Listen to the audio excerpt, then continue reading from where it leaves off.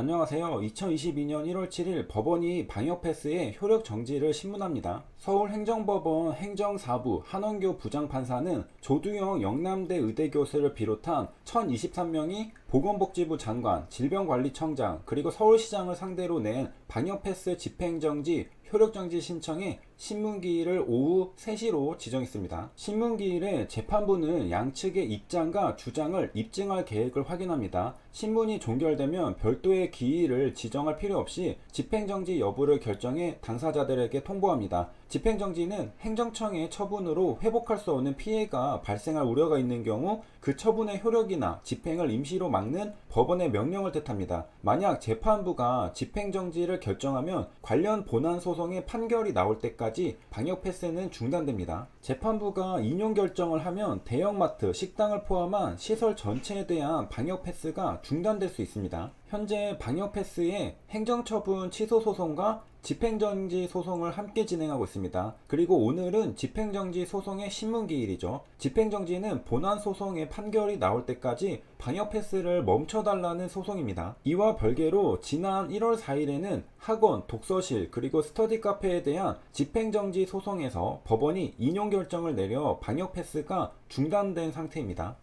한마디로 청소년 방역 패스에 이어 이번엔 전체 방역 패스 소송이 진행되고 있는 겁니다. 관전 포인트는 이겁니다. 법원이 1월 4일 청소년 방역 패스 집행정지를 인용했는데 이번 전체 방역 패스 집행정지는 인용할지 안 할지 지켜봐야 합니다. 같은 사법부라도 판사에 따라 다른 판결을 내릴 수 있기 때문이죠. 1월 7일 전체 방역 패스에 대한 신문기일이 있고 얼마 뒤 판결이 나올 것입니다. 쟁점은 정부의 행정처분, 방역 패스로 회복할 수 없는 피해가 발생할 우려가 있는가? 만약 회복할 수 없는 피해가 발생한다면 법원은 집행정지를 인용하여 그 처분, 방역 패스를 임시로 막을 겁니다. 백신은 한번 접종하면 회복할 수 없습니다. 백신을 맞기 전에 몸으로 돌아갈 수 없죠. 조두영 영남대 의대 교수 등은 백신 접종을 사실상 강요해 사실상 중증 환자와 사망자를 양산한다고 주장합니다. 방역 패스로 인해 백신 접종이 사실상 강제당한 상태로 이상 반응 피해를 입게 된다면 정부의 행정처분으로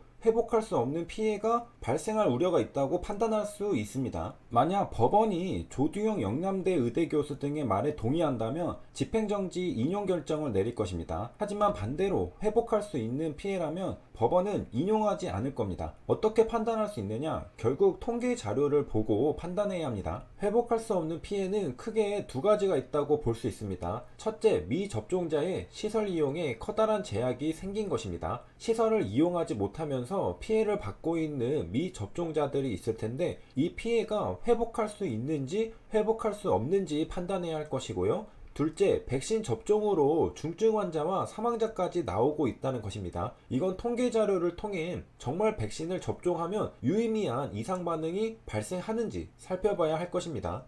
모든 임상 연구는 다른 상황을 생각하게 하는 명확한 근거가 없는 한 현상적인 모든 차이는 없다라는 과학 철학적 명제로부터 시작합니다. 법원은 백신 접종자와 백신 미접종자의 이상 반응 데이터를 검토할 가능성이 높습니다. 백신 접종자의 이상 반응 숫자가 높다고 정말 실제로도 높다고 판단할 수 있을까요? 그렇지 않을 겁니다. 통계적 유의성까지 확보해야 유의미한 이상 반응이 발생했다고 판단할 수 있습니다. 만약 유의미하게 백신 접종자에게서 이상 반응이 발생했다면 자동적으로 법원은 집행정지 인용 판결을 내리고 끝일까요? 또 그렇지는 않을 겁니다. 왜냐하면 리스크 대비 이익이 얼마인지 검토해야 하기 때문입니다. 백신에 부작용이 있다는 건 누구나 다 압니다. 하지만 백신 접종을 하죠. 왜 하죠? 그 이유는 리스크 대비 이익이 훨씬 크기 때문입니다. 그러므로 백신 접종자의 이상 반응이 유의미하게 높다 하더라도 백신 접종의 이득이 더 크다면 백신 접종을 해야 한다는 주장을 할 수 있는 것입니다. 그런데 또 여기에서 통계 자료를 검토해 본 결과 만약 백신 접종의 이득이 리스크보다 작다면 백신 접종의 명분은 그대로 사라지게 됩니다. 최근에 줄 소송이 이어지고 있는 이유는 70% 예방접종에도 80% 예방접종에도 집단 면역은커녕 확진자는 늘고 위중증도 많아진 것을 보고 많은 사람들이 백신 효과에 의심을 품게 되었기 때문입니다. 그동안 국민의 80% 이상이 백신의 부작용에도 불구하고 백신을 접종했던 이유는 리스크보다 이득이 크다고 믿었기 때문입니다. 그런데 이득이 생각보다 작고 리스크가 큰 게 아니냐는 의구심이 들자 방역 패스는 과도한 기본권 침해라는 주장에 힘이 실리게 된 것이죠. 그 결과 방역 패스 행정처분 취소 소송, 집행저지 소송을 진행하게 된 것입니다. 주의할 점은 소송을 진행한 분들은 백신 접종을 반대하는 것이 아니라 방역 패스를 반대하는 것입니다. 백신 접종을 하고 안 하고는 개인의 자유지 강요할 부분이 아니라는 주장입니다. 각자 판단해서 백신이 리스크 대비 이득이 크다면 맞는 것이고 아니라면 안 맞는 것이 합리적이라는 것입니다. 과도하게 기본권을 침해하지 말라는 것이죠.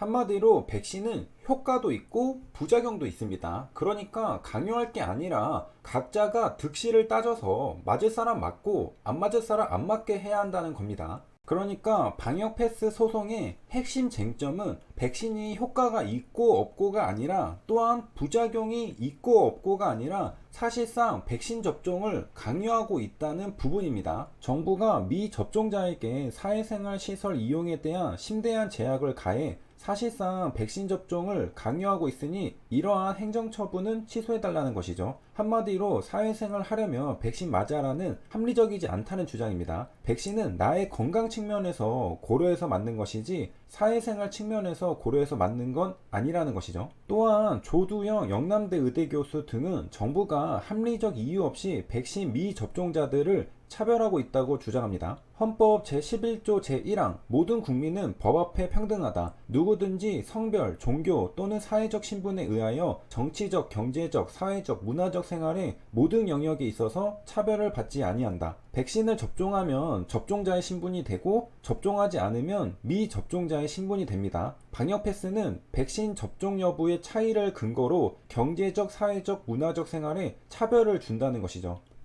그러니까 학원, 독서실, 스터디 카페, 백화점, 그리고 대형마트 등을 이용하려면 백신 접종자라는 신분이 필요하다는 겁니다. 차별은 정당한 이유가 있어야 합니다. 미접종자가 감염을 많이 시킨다거나 하는 등의 공익이 커야 하죠. 미접종자가 시설 이용을 못해서 피해를 당하는 사익보다 국민 전체가 방역으로 인해 이득을 보는 공익이 훨씬 커야 한다는 겁니다. 역시 이 부분도 통계 자료를 바탕으로 판사가 판단해야 할 문제입니다. 정부는 미접종자가 감염되면 위중증과 사망으로 갈 확률이 높기 때문에 미접종자를 보호하기 위한 목적으로 방역 패스를 실시한다고 거듭 강조했습니다. 미접종자를 보호하기 위해 미접종자의 자유를 제약한다는 논리에 법원은 어떤 판단을 내릴지 지켜봐야 하겠습니다. 해줄 요약입니다. 2022년 1월 4일 법원은 학원, 독서실, 스터디 카페에 대한 방역 패스 집행 정지를 인용하였습니다. 2022년 1월 7일 오후 3시에 법원은 대형마트 식당에 대한 방역 패스 집행 정지 사건을 신문합니다. 헌법 제11조 제1항 모든 국민은 법 앞에 평등하다. 여기까지 시청해주셔서 감사합니다.